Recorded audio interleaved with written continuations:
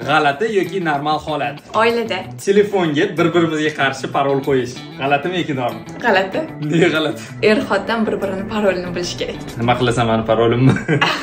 To'g'risini aytaman, bizda ikkalamizda ham uni telefonda meni Face ID'm bor, meni telefonda uni Face ID'si bor, так что bizda bu narsada muammo yo'q. Qiz bola o'rtog'im bo'lishi g'alati yoki normal? G'alati, конечно. Birinchidan qiz bola bilan o'g'il bolani o'rtasida hech qachon do'stlik bo'lmaydi. Biz do'stmiz deyishsa, men umuman ishonmayman. Nechta o'rtog'im bor mana shuni hisoblabchi. Sizdan so'ramasdan o'zim internetda narsa olsam g'alati yoki normal? Voy, g'alati, конечно. Nega? Seni bilaman, har xil joylarda har doim qimmat yo'q qo'yirasan. Xuddi o'sha narsani menga aytsang, ancha arzonroq topib berardim. Uzun marketdanchi? Da, bitta o'sha uzun marketdan shuni ham arzon narx kafolati deb yozib qo'yilgan tovar olsanggina, mayli, unda norm. Так что uzun market bo'lsagina norm. Xotin erga teganda erining familiyasiga o'tishga qarshilik qilsa, g'alatimi yoki norm? Norm. Hammani o'zini xohishi bor, o'zi xohlagandek qilish kerak deb o'ylayman. O'zini familiyasi juda ham unga yoqar, yashirishni xohlamayman. Menicha g'alati. G'alati nimaga? Chunki baribir eri bilan bitta sulolani tuzayotgandek bo'lish kerak-da, bitta familiyaga chuqurlash. Tarixda qoladi, bu yerda ikki xil familiya bo'lsa g'alati-ku. Men siz familiyasiga o'tganman-ku. Ha, o'shancha zo'r beshtal. Parisi ertalab sizga berib, o'zim 11 gacha uxlashim g'alati yoki norm? Men uchun вообще norm. Kechasi bilan san qarab chiqasan, так что ertalab ko'chada maza qilib salqinda aylanib yurishimiz mahallada yoqadi menga. O'shaning uchun norm.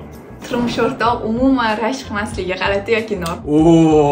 Umuman rashk qilmasligi g'alati, lekin rashqi ham sog'lom rashq bor, zaharli rashq bor. Hozir tushuntiraman, qara. Har doim qayerga ketayotganingni, kimlar bilan o'tiryapsan, dugonalaring bilan o'tirishingga, borishingga men qarshi emasman, lekin har doim aytaman, menga aytib qo'y, mendan ruxsatimni so'ra, men biling qachon qayerga ketayotganingni deyman.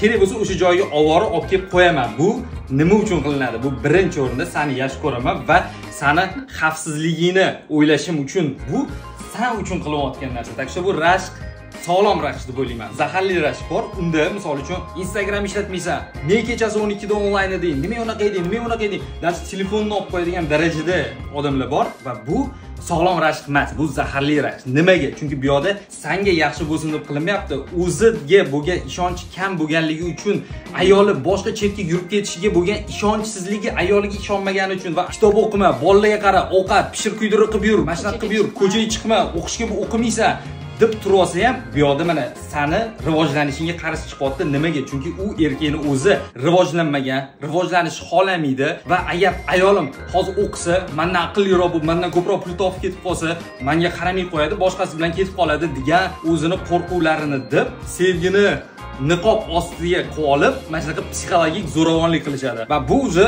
zaharli rashq. Eng achinarlisi, qizlarga ko'proq shunaqa nosog'lom rashq yoqadi. Buni yaxshi ko'rish deb bo'lishadi, lekin bu yaxshi ko'rish emas. Shaxsiy chegaralarni umuman buzib tashlab, umuman mensimaslik. Hozir biz Instagramda video olib birga qo'yayotganlarimiz bu maqtanish uchun emas. O'zim ham boshqa oila, baxtli oilalarni ko'rib ilhomlanganimdeki, boshqalarni ham o'zim ilhomlantirgim keladi va o'zimizni baxtli, sadoqatli, mehrli oila qurilishini hammaga ilhomlantirish meni xohishim. Menimcha senda ham xuddi shunaqa.